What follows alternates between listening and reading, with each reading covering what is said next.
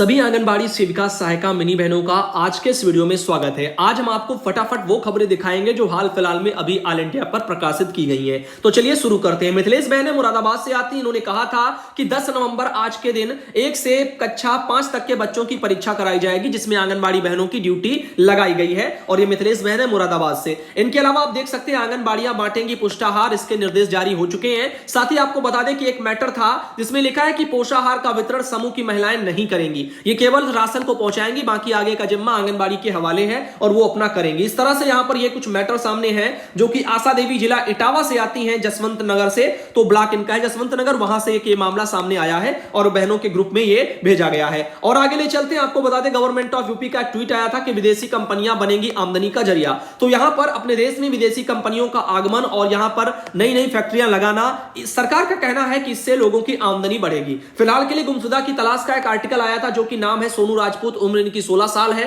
और निवासी है यहाँ है जो है महलई थाना इनका लिखा गया है, मऊ दरवाजा जनपद इनका है फर्रुखाबाद, हुलिया इनका रंग गोरा है। और आप देख सकते हैं, बाकी अगर किसी को मिलते हैं तो ऑल इंडिया को सूचित कर सकता है। और इनके अलावा आगे आपको बता दें कि साधना बहन चंदौली से आती, उन्होंने कहा था कोई बिजनेस आइडिया हो तो बताएं। तो देखो, बिजनेस आइडिया बहुत आसानी से किसी को नहीं दिए जा सकते। हर इंसान अपनी क्षमता के अकॉर्डिंग और अपनी चीजों, अपनी लगन मेहनत और किसमें आपका इंटरेस्ट है उस अकॉर्डिंग ले सकता है, क्योंकि बिजनेस कोई एक दिन का नहीं होता है, वो लाइफ टाइम होता है। सक्सेस हो या ना हो, आपको थोड़ा मेहनत देना ही पड़ता है। अगर हो जाएगा तो पूरा लाइफ टाइम रहेगा। पता चला कल को आप बोरिंग महसूस करोगे तो छोड़ दोगे, तो इसीलिए वो चीजें समझनी पड़ती हैं। आप जिला कार्यक्रम अधिकारी जो कि बलरामपुर के हैं और उनके स्तर से एक लेटर था, इसमें उन्होंने कहा था कि प्राय देखा जा रहा है कि जनपद में क्या होता है कि सेविका या लिपिक या कोई भी आंगनबाड़ी कार्यकर्ती बिना किसी सूचना के मुख्यालय छोड़ देते हैं। तो ऐसा कदापि ना करें, अन्यथा फिर दिक्कत होगी। अवकाश को अपना अंकन करो पंजिका में, उसके बाद ही कहीं जाओ, अन्यथा की स्थिति में फिर दिक्कत होगी और कार्रवाइयां भी हो जाएंगी। गोल्डी मैंने बलरामपुर से, उनके वहां का मैटर है। ऐसे ही एक हमारे पास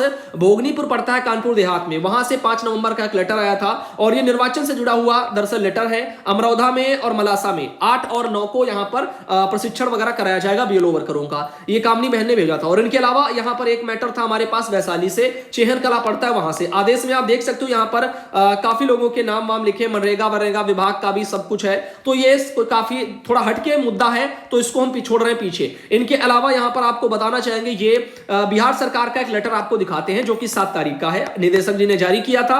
सक्षम आंगनबाड़ी और पोषण 2.0, इसके तहत आंगनबाड़ी केंद्र पर जो पोषण वाटिका है उनके निर्माण से जुड़ा हुआ यह लेटर था।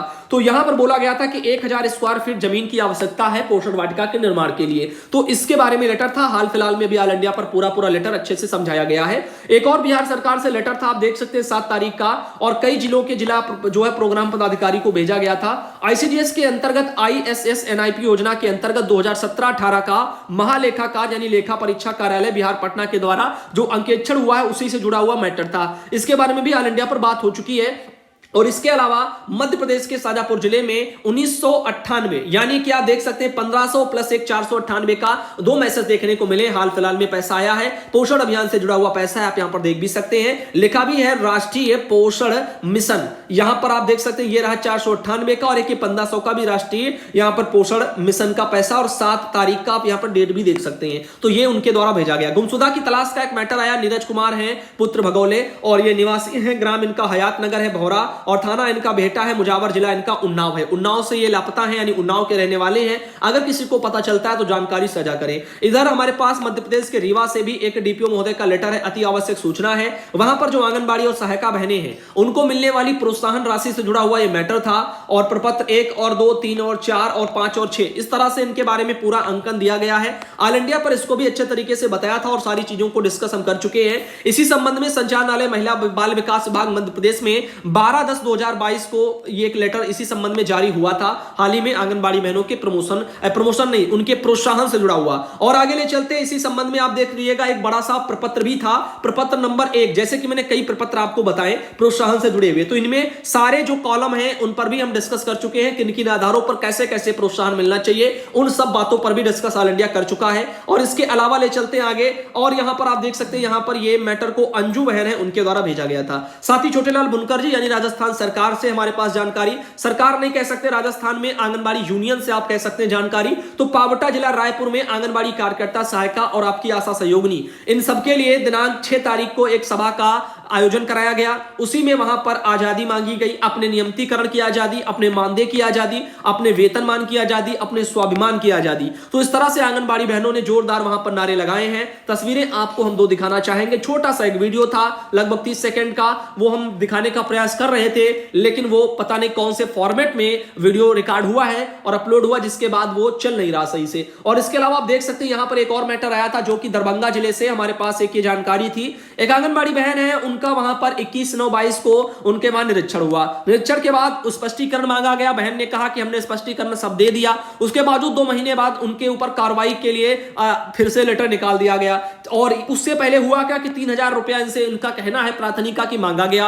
और उसके बाद जब उन्होंने नहीं दिया तो उनके ऊपर कार्रवाई कर दी गई। कार्रवाई में हुआ क्या कि उनका 4000 रुपया मानदेय काट लिया गया। अब इस संबंध में उन्होंने ये पूरा लेटर टाइप किया और आगे के लिए जानकारी के लिए भेजा है। फिलहाल जो भी है इस मामले पर भी ऑल इंडिया डिस्कस कर चुका है। झारखंड से भी एक जानकारी आई थी। झारखंड के आंगनबाड़ी केंद्र में पढ़ने वाले जो बच्चे हैं उनको गर्म कपड़े और रोजाना अंडा मिलेगा। इसके बारे में एक ये मैटर आया था वहां से। तो 3 से 6 साल के जो बच्चे पढ़ने आते हैं आंगनबाड़ी में, उनके लिए था, उनके लिए गर्म कपड़े और उनके लिए ठंडियों के लिए अंडा, इसके व्यवस्था को लेकर के जानकारियां थी। बाकी आप देख सकते हो काफी वहां पर एक ये मैटर और था। बहनें वहां पर देख सकते हैं यहां पर उपस्थित रही हैं। फिलहाल हम आपको ले चलते हैं आगे और आपको बताना चाहेंगे कि यहां पर कुछ ऐसे भी आर्टिकल है कि जनहित पर निर्णय लेने पर मुख्यमंत्री नहीं घबराते हैं। तो झारखंड में हाल ही में मानदेय भी आंगनबाड़ी बहनों का सरकार ने बढ़ाया था। उसके अलावा उत्तराखंड के देहरादून सिटी से भी एक खबर है। टीएचआर में समूहों की लापरवाही पर मंत्री रेखा जो आर्या हैं, उन्होंने जांच के निर्देश दिए हैं और लापरवाही नहीं की जाएगी बर्दाश्त, ऐसा भी उन्होंने कहा है। तो आइए आपको पहले तो एक फोटो दिखाते हैं जो कि एक मीटिंग की है और आंगनबाड़ी यूनियन भी इसमें उत्तराखंड के शामिल रहे